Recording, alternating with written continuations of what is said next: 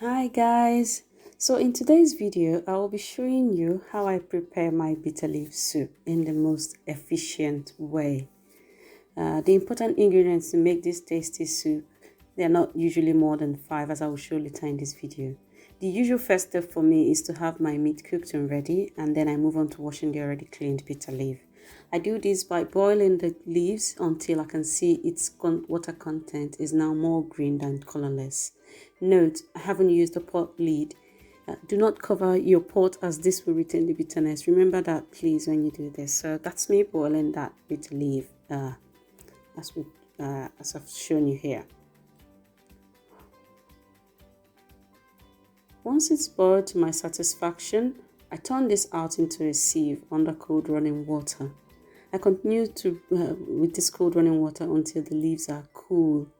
And while running this cold water, I continue to rub the leaves against the sieve. This will take even more bitterness out of the leaves. I'm one of those people that cannot like anything that is bitter. So I tend to do a lot more to get the bitterness out, and this usually does it for me. Try this method, let me know what you think, and tell me if it has made a difference in your cooking style. This has definitely made a huge difference in my cooking style.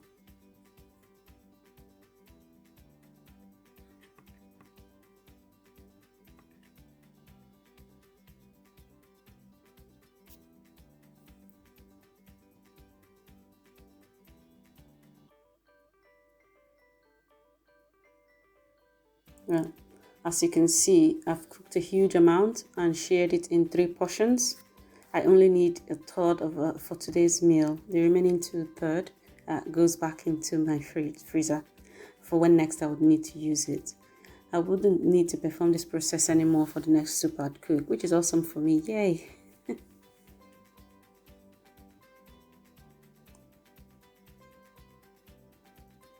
So these are the ingredients that I've chosen to make this soup with.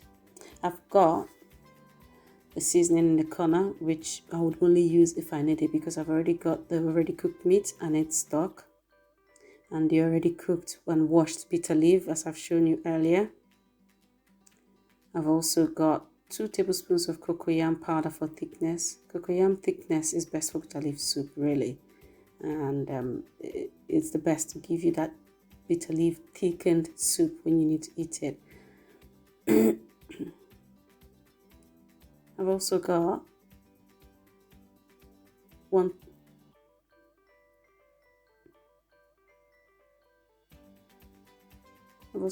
tablespoon of palm oil, some crayfish, put as much as you would like.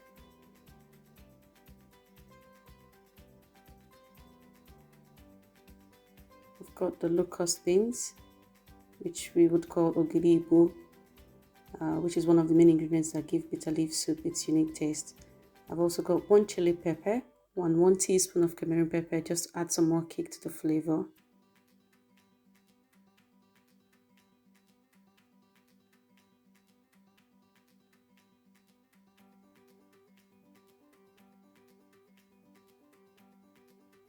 And lastly, I've got the washed stockfish and dry fish. As part of my preparation, I would pour hot boiling water in it and leave it till it's soft before starting the soup preparation. This cuts out time waiting for me to cook it when I'm cooking the soup. And from what I've listed, the main ingredients are just palm oil, bitter leaves, locust beans, and the fish. This includes the crayfish, of course, and cocoyam. The rest you can easily do without. So I'm going to blend the crayfish and chili pepper using the blender, which I showed you in my previous video, and then start to put my ingredients into the pot ready for cooking.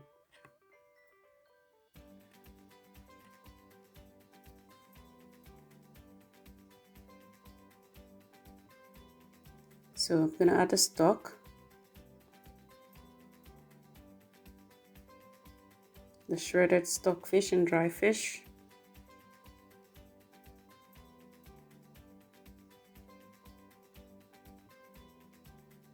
palm oil.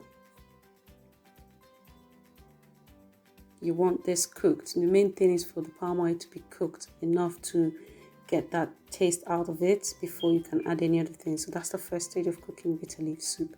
You want this particular things that you've added to cook first, and then yeah. And then I also put most of the blended crayfish. I retain a tad bit, which I use when the food is almost ready, just to still give me more raw crayfish taste in the soup, and just, you know, brings out that fish flavor in the soup. And then I sprinkle the bitter leaf into the soup as well. Yeah, so I just sprinkle the bitter leaf and then I stir. This you want to do and leave it to boil, at least give everything to cook and boil together. Make the soup ready for its next ingredients, which would be the locust beans. I would normally leave the locust beans till the pot content has been brought to boiling point. And not just boiling point, but has cooked, you know, has mixed everything together in it.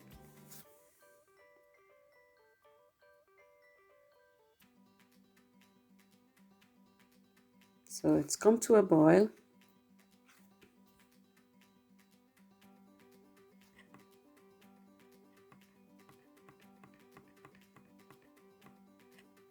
Now I can add my Cameroon pepper and locust beans, and I dissolve it with my cooking spoon into the soup and leave it to boil for another 8 to 10 minutes.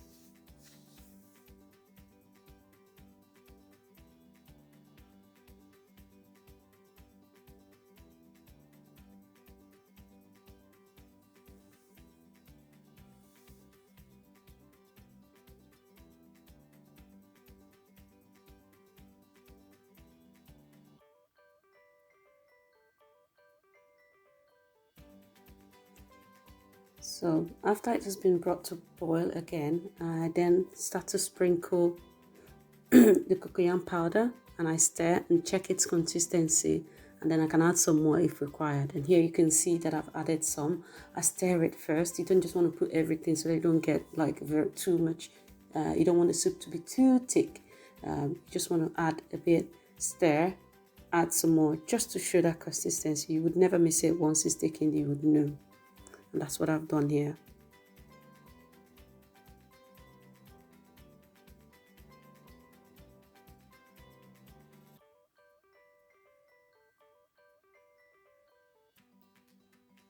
And some more. At this stage, this is when I would taste the soup to see if I've got to add more seasoning. For this particular soup that I've made, I didn't need any more seasoning or salt, because the stock already had a lot of it. From the taste, it was good to go, so I didn't have to add, and that's why you haven't seen me do that.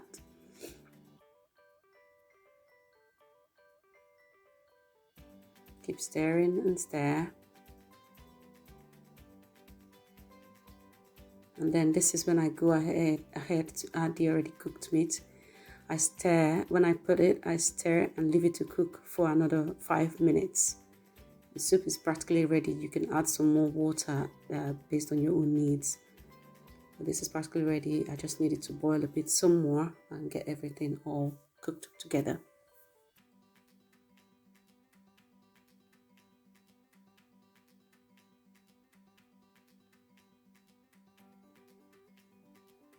So when I've brought it to boil, like I've said, another 3 to 5 minutes, this is when I then pour the leftover crayfish and chili pepper puree, and I leave it to cook for another 3 minutes. And voila, rice soup is ready. As you can see, this I didn't do this for up to 30 minutes. It didn't take me up more than 30 minutes to cook this. And that said, once all your ingredients have been prepared the way I've shown you here, you would spend 30 minutes or less. So I'm just going to go ahead and make some poundo yam to eat this soup that has got me salivating already. For my poundo, I use hot boiling water to mix into a dough.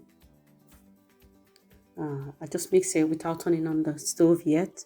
Mix it into a dough.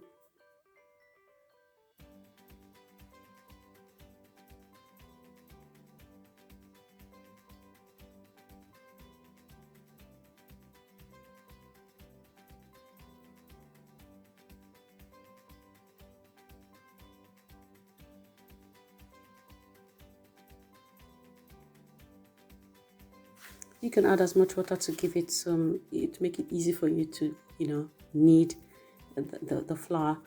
And we love it to start first very strong while I boil it, and then go ahead to soften it later. So that's why it's a lot of flour at this moment. And now that I've made it into a dough, I tend to split them into smaller portions, which I would show you. Split them into smaller portions, pour some more hot boiling water, and then I turn on my stove to cook.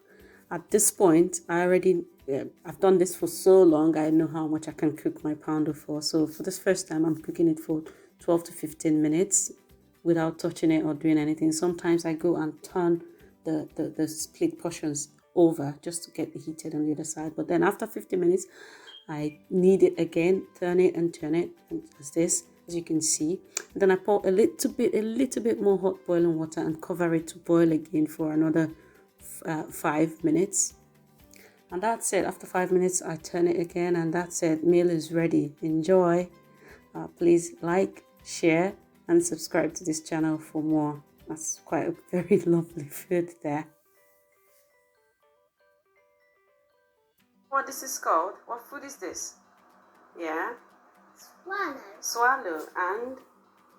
Soup. Soup. What soup? Swallow. What soup? Onugbu. Onugbu. Onugbu soup. Onugbu soup. In English, it's called bitterleaf. Bitterleaf. Bitterleaf soup. Bitterleaf soup. So what's it called in Igbo? Here. Onugbu. Onugbu. Yeah. Thank you.